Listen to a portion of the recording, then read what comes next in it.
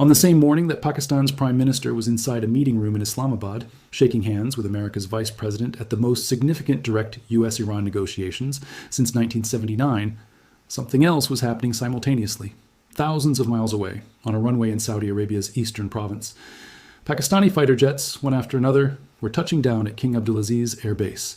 Ground crews in Saudi uniforms and Pakistani uniforms were standing side by side on the tarmac. The Saudi Ministry of Defense published an official statement, and within hours, the phones of geopolitical analysts around the world were lighting up. Because what happened on April 11, 2026 was not just a military deployment. It was not just a friendly exchange between two countries with a history of cooperation.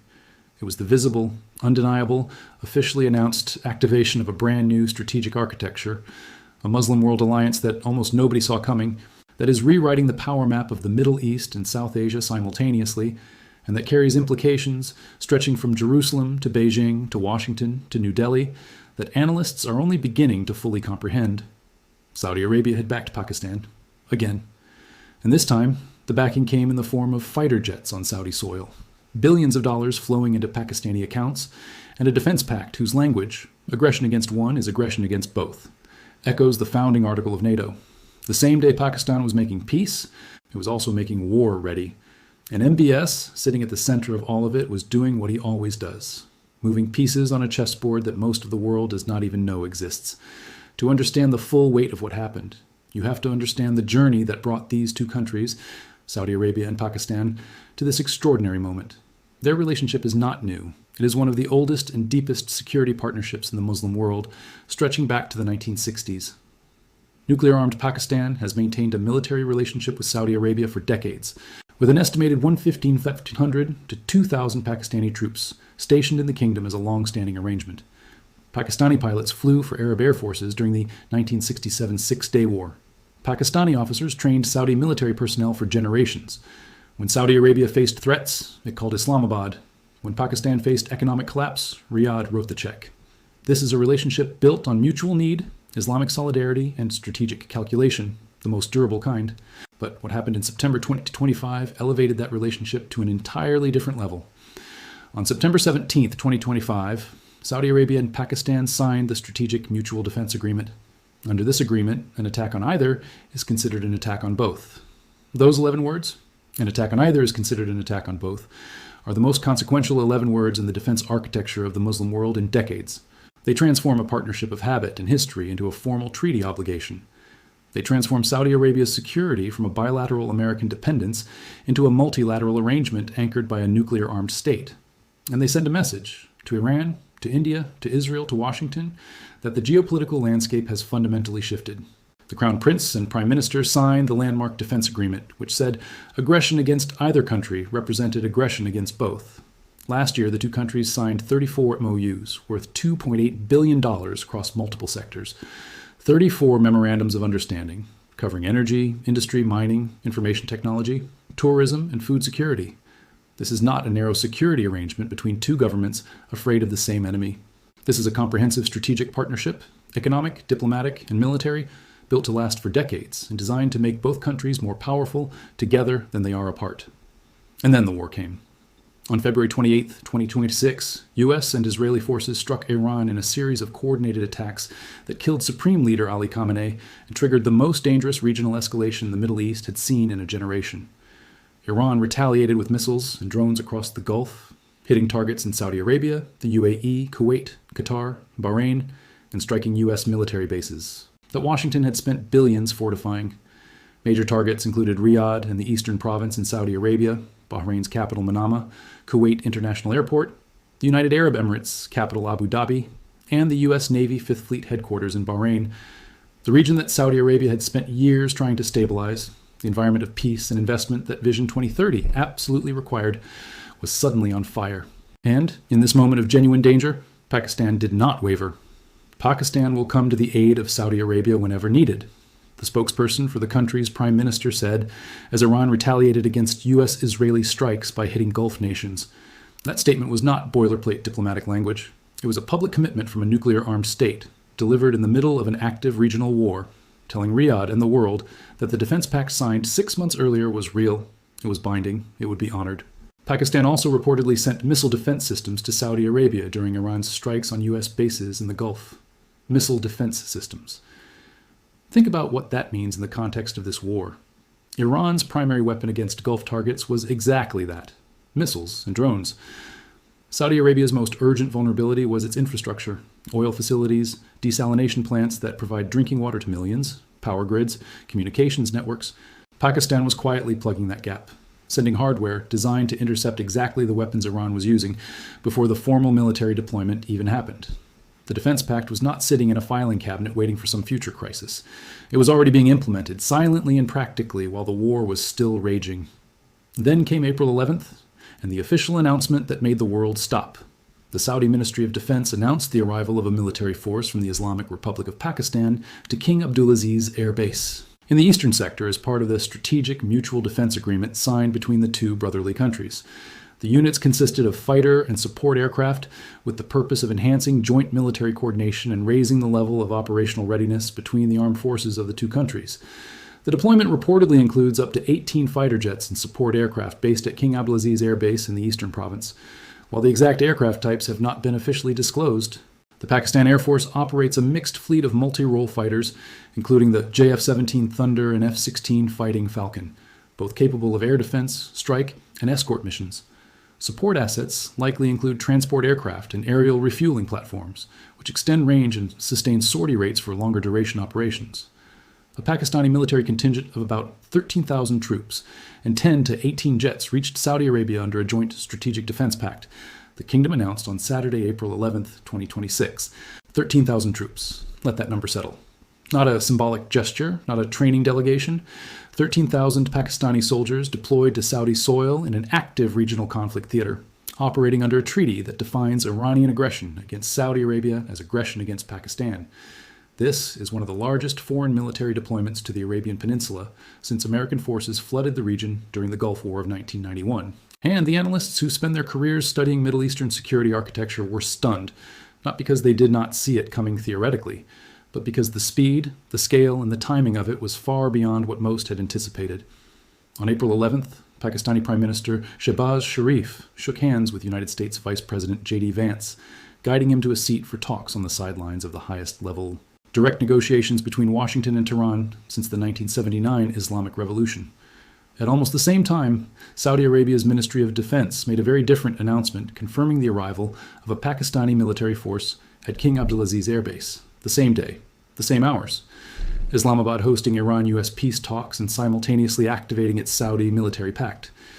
If you needed a single image to capture Pakistan's extraordinary geopolitical balancing act and the sheer audacity of what it was attempting, it was that moment. One country, one government, one prime minister, making peace with Iran on behalf of the world, while simultaneously deploying fighter jets to defend the country Iran had been attacking. It should not have been possible. The laws of geopolitical gravity said it would collapse, and yet it held. And the reason it held is the most fascinating part of the entire story. Pakistan harnessed long-running relationships, shared histories, and security agreements to flex its diplomatic muscles. Pakistan and Iran have a long history as friends and allies, sharing more than 900 kilometers of border, and the countries have been involved in dispute mediation for one another since Pakistan's creation in 1947. Pakistan is one of the very few countries on Earth that Iran trusts enough to host negotiations with America. The history between Islamabad and Tehran runs deep, through shared border communities, through economic ties, through the complex bonds of a 900-kilometer frontier that both countries depend on for trade and transit. Iran needed Pakistan as a mediator because no other country had the credibility in both Washington and Tehran simultaneously. And Pakistan used that credibility as leverage to maintain its dual role, military ally to Saudi Arabia, diplomatic bridge to Iran, in ways that would have been inconceivable for any other nation. Pakistan's motives to play a mediator role are clear. It is heavily reliant on energy imports, with more than 85% of its oil needs, and nearly all its liquefied natural gas supplied by Saudi Arabia, Qatar, and neighboring Gulf states. As a result of the war, the government was forced to impose sweeping austerity measures, order a 4-day working week for public employees, and close schools to conserve energy. Pakistan was not acting purely from idealism or Islamic solidarity. It was acting from existential economic necessity. The war in the Gulf was destroying Pakistan's economy in real time. Oil prices had risen over 40% since the war began. The Strait of Hormuz, through which virtually all of Pakistan's imported energy passes, was partially closed by Iranian threats. Remittances from millions of Pakistani workers in Saudi Arabia and the Gulf, which Pakistan depends on for a substantial portion of its foreign exchange, were at risk. Pakistan needed the war to end, not because it was morally superior to the other parties, but because it could not afford to let it continue. And that economic urgency, combined with its unique diplomatic positioning, turned Pakistan into the one country capable of bringing the warring parties to the table. On April 7th, President Trump announced that the U.S. and Iran had reached an agreement based on a 10-point proposal mediated by Pakistani Prime Minister Shehbaz Sharif and Field Marshal Asim Munir. The U.S., Israel, and Iran agreed to a 2-week ceasefire, under which Iran would also reopen the Strait of Hormuz. Pakistan brokered the ceasefire. The nuclear-armed Muslim state that had deployed fighter jets to Saudi Arabia simultaneously delivered the agreement that stopped Iran and America from destroying each other further. If that does not qualify as a geopolitical earthquake, nothing does. And Saudi Arabia rewarded Pakistan immediately, generously, and publicly. On April 17th, Saudi Arabia stepped in to provide $3 billion in additional support to Pakistan. Riyadh also extended the rollover arrangement of a $5 billion facility for a further 3 years. The kingdom said the support aligns with its leadership's commitment to strengthening the bonds of brotherhood between the two countries and fostering Pakistan's economic growth. $8 billion in total Saudi financial backing for Pakistan, extended deposit, renewed facility, new tranche, announced and delivered within days of the fighter jet deployment and the ceasefire brokering. This was not charity. It was payment for services rendered, an investment in a partner that had just demonstrated its value beyond all expectation. The State Bank of Pakistan confirmed that Pakistan had received funds of $1 billion from the Ministry of Finance of the Kingdom of Saudi Arabia on April 20th, 2026, as the second tranche of the $3 billion deposit recently agreed upon.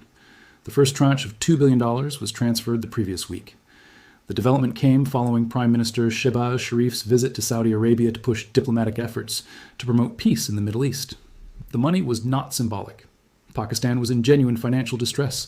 Pakistan was in discussions with Saudi Arabia and China for financial support to compensate for a loan of about $3 billion that Islamabad would be forced to pay back to the United Arab Emirates.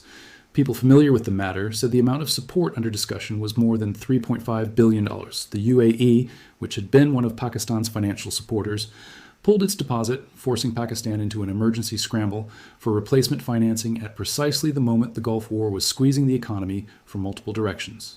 Saudi Arabia stepped into that gap. Completely, immediately. $8 billion versus the $3.5 billion Pakistan needed to cover the UAE withdrawal. MBS did not just replace what the UAE withdrew, he doubled it. He sent a message to Islamabad that the Saudi-Pakistan partnership was not just a security arrangement, but an economic lifeline, and that the lifeline would not be cut, no matter how difficult the regional environment became. Now step back and see the bigger picture that is emerging from all of these individual developments. Because what is happening between Saudi Arabia and Pakistan is not happening in isolation. It is part of a fundamentally new regional architecture that is quietly assembling itself. Not through dramatic declarations or formal summit announcements, but through defense pacts, financial transfers, fighter jet deployments, and diplomatic breakthroughs. Effectively, a tripartite quasi-alliance has emerged between the US, Saudi Arabia, and Pakistan. At the same time, Pakistan also maintains strong military, economic, and political relations with China. Beijing has been keen to de-escalate the situation in the Gulf due to China's reliance on oil supplies from the region. A tripartite quasi-alliance, the United States, the world's most powerful military and economic power, Saudi Arabia, the world's most important oil exporter, the birthplace of Islam, and the financial engine of the Gulf, Pakistan, the world's only Muslim nuclear power, a country of 250 million people with one of the largest militaries in Asia, a country that borders Iran, Afghanistan, India, and China simultaneously. These three countries, linked by defense agreements and financial flows and shared strategic interests, form a coalition that no regional actor can easily challenge. Saudi Arabia, Egypt, Pakistan, and Turkey have emerged as a new regional power bloc amid the Iran war. These four countries share some common areas of interest that help explain their desire to reshape the region. They all have political and economic ties with the US. Each country also brings important contributions. Pakistan possesses nuclear weapons. Saudi Arabia has the world's second-largest oil reserves. Egypt controls access to the vital Suez Canal waterway. And Turkey is a member of the NATO alliance. All have fairly advanced defense industries and a combined population of 500 million people. Taken together, they represent the most politically and militarily influential Muslim-majority countries in the world.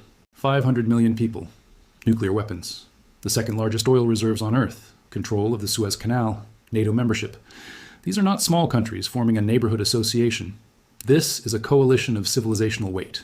4 of the most consequential Muslim-majority nations on Earth, aligning their interests in ways that are reshaping the geopolitical map of an entire region. And the architects of this new alignment understand exactly what they are building.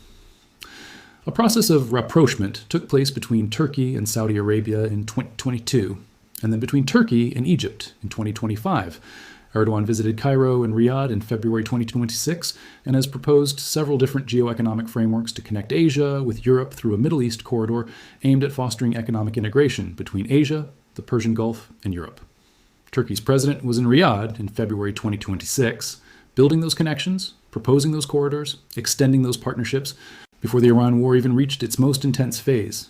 The architecture was being built before the crisis. The crisis simply accelerated its visibility. What makes this new alignment so extraordinary and so shocking to analysts who had predicted different outcomes is the speed at which it has solidified. The Saudi-Pakistan Defense Pact was signed in September 2025. By April 2026, barely 7 months later, Pakistani fighter jets were on Saudi soil. Pakistani missile defense systems had already been quietly deployed. 13,000 Pakistani troops were operating under a NATO-style mutual defense commitment, and $8 billion Saudi dollars had flowed into the State Bank of Pakistan. 7 months from signature to full operational activation of one of the most significant bilateral defense arrangements in the Muslim world. That speed reflects the urgency of the regional moment, but it also reflects the fact that this partnership was not built from scratch in September 2025. The foundations were decades old. The pact simply formalized and elevated what both countries already were to each other. But analysts are not just stunned by the speed, they are grappling with the deeper implications, the things that this Saudi-Pakistan alliance means for the broader regional balance, for the US-Israel relationship, for India, for Iran, and for the future of Middle Eastern security architecture. Start with the nuclear dimension, because it is unavoidable and it is profound. Pakistan is a nuclear-armed state. The Strategic Mutual Defense Agreement between Saudi Arabia and Pakistan, while it does not explicitly provide for nuclear sharing or nuclear guarantees, creates a framework of mutual obligation that carries implicit nuclear overtones. When the treaty says aggression against Saudi Arabia is aggression against Pakistan, and Pakistan possesses nuclear weapons, every adversary of Saudi Arabia now has to perform a new calculation. It does not mean Pakistan would use nuclear weapons to defend Saudi oil fields. It does mean that the ladder of escalation now extends, theoretically, into nuclear territory in a way that it previously did not. The wording was modeled on collective defense principles, similar to NATO's Article 5, though analysts have cautioned against interpreting it as an automatic trigger for military intervention. The caution is warranted, but the psychological effect of knowing that a nuclear-armed state has treaty obligations toward Saudi Arabia changes every adversary's risk calculation, including Iran's. And Iran has been paying attention. Pakistan's Deputy Prime Minister and Foreign Minister Ishaq Dar said plainly in the Senate on March 3rd that Pakistan had a defense pact with Saudi Arabia, and the whole world knows about it. He added that he had personally conveyed Pakistan's obligations under the pact to Iranian Foreign Minister Abbas Araghchi, making clear what the agreement entailed. Pakistan told Iran directly, through its foreign minister, that the pact existed and what it meant. This was not a threat. It was information. Here is the treaty. Here's what it says. Here is what we are obligated to do. Make your calculations accordingly. And Iran, whose military strategists are professionals who understand alliance mathematics, made exactly those calculations, which is part of the reason the ceasefire talks in Islamabad were possible at all. Iran needed a path out. Pakistan provided it. But Pakistan's ability to provide that path depended partly on Iran, knowing that pushing Saudi Arabia harder risked activating the nuclear-armed state next door. Then consider the implications for India, because New Delhi has been watching all of this with extraordinary intensity. India and Pakistan are nuclear-armed rivals with a history of wars.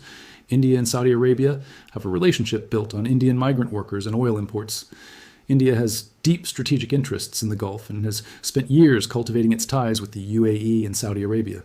Analysts warn that fighters hardened in Syria's civil war could, if Iran's conflict with Pakistan's Gulf partners deepens, shift from a defensive to an offensive posture on Pakistani soil.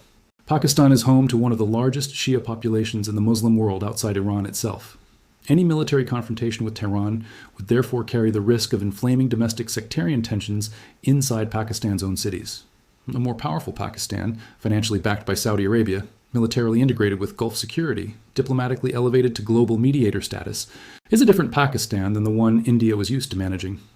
India cannot be indifferent to a world in which its primary regional rival is simultaneously the nuclear guarantor of Gulf Arab security and the country that brokered the Iran-US ceasefire.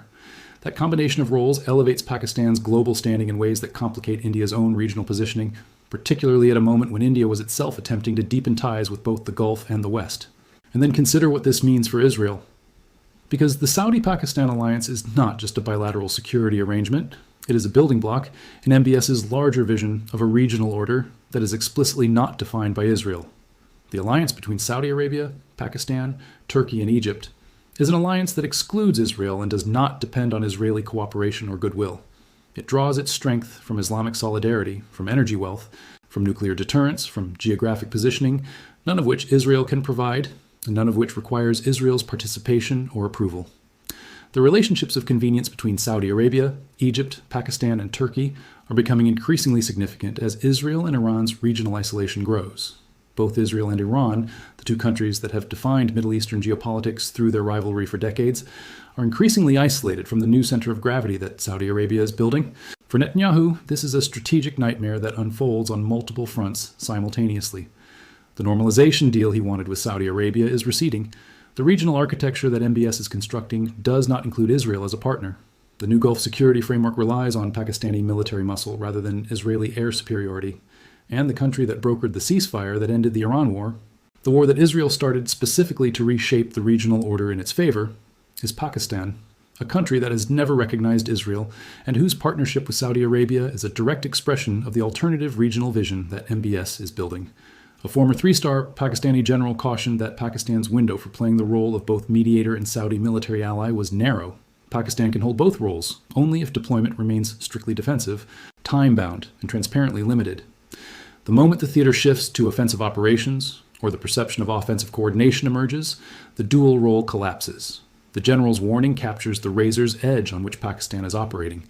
The diplomatic achievement of hosting the Iran-US ceasefire talks is extraordinary. The military achievement of deploying to Saudi Arabia under treaty obligations is significant, but combining them requires a level of trust from all parties, from Iran, from the US, from Saudi Arabia, from India, that can shatter instantly if Pakistan is perceived to have crossed from defensive to offensive military cooperation against Tehran. Iran's perception, not Pakistan's intent, will determine whether trust survives. That sentence, from a former three-star Pakistani general speaking anonymously, is perhaps the most honest assessment of the entire situation. Pakistan can control its actions. It cannot control how Tehran perceives those actions. And if Iran decides that Pakistani fighter jets at King Abdulaziz Air Base represent a hostile posture rather than a defensive one, the delicate architecture of Pakistan's dual role, mediator and ally, collapses. The ceasefire becomes harder to sustain. The Islamabad talks fall apart, and Pakistan finds itself not the country that ended the war but a party to it. China has become Pakistan's most important economic partner through massive investments associated with the China-Pakistan Economic Corridor. Beijing maintains its own long-term strategic relationship with Iran. A military confrontation between Pakistan and Iran would therefore threaten key infrastructure projects and disrupt trade routes that form part of China's broader regional strategy. Given Pakistan's growing economic dependence on Chinese investment and diplomatic support, Islamabad has strong incentives to avoid actions that could destabilize relations between Beijing's two partners. China is the hidden variable in all of this. Pakistan's economy is deeply intertwined with Chinese investment through the China-Pakistan Economic Corridor, a $60 billion infrastructure project connecting western China to the Pakistani port of Gwadar on the Arabian Sea. That corridor runs through territory that cannot function if Pakistan is in military confrontation with Iran. Beijing needs the corridor. Beijing also needs Gulf oil. Beijing needs Iran as a partner and Pakistan as a partner simultaneously, which means Beijing has enormous incentive to ensure that Pakistan's dual role, Saudi ally and Iran mediator, holds together.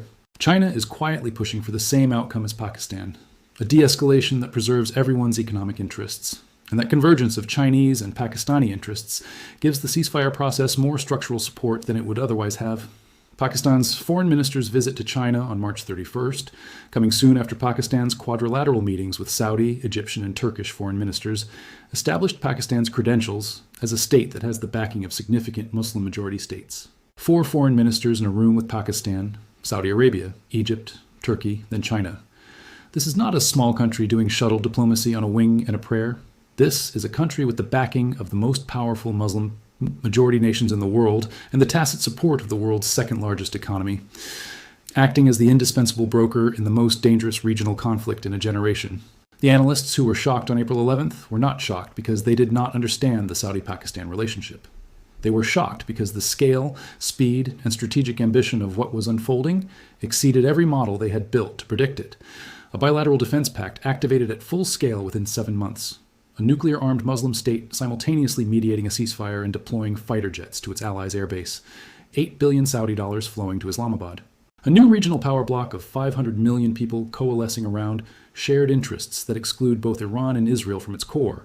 The ceasefire between America and Iran brokered not by the UN, not by Europe, not by China, but by Pakistan.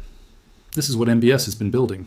Not just the Saudi-Pakistan Defense Pact, the entire ecosystem, the Saudi-Turkey rapprochement, the Saudi-Egypt partnership, the Saudi-Pakistan strategic alliance, the Saudi détente with Iran, now severely tested but not yet destroyed, the Saudi refusal to join the American-Israeli military campaign, all of it designed to build a regional order where Saudi Arabia is the essential power, where no war can be started and no peace can be made without Riyadh's involvement, where the alternative to American-Israeli dominance is not Iranian hegemony, but a Saudi-led coalition of Muslim powers that is too economically powerful, too militarily significant, and too diplomatically indispensable to be sidelined. And Pakistan is the military anchor of that coalition. Saudi money and Saudi oil give MBS financial leverage. Saudi Arabia's religious significance gives him legitimacy in the Muslim world.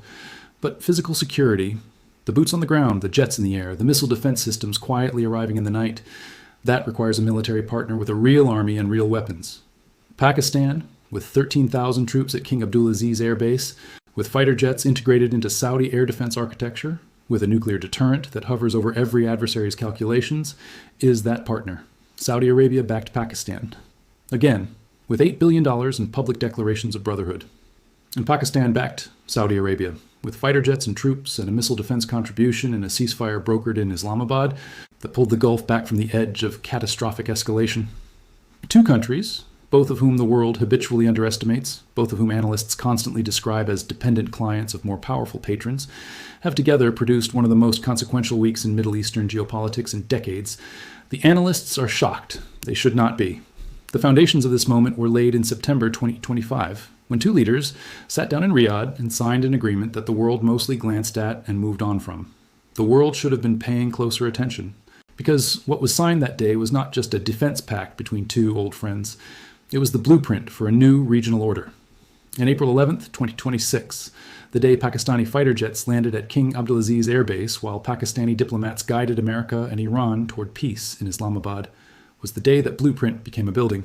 The world is different now than it was on April 10th, not because a missile was fired or a city was bombed, but because two countries chose each other, committed to each other, delivered for each other, and in doing so, changed the map that every other power on Earth will now have to read differently.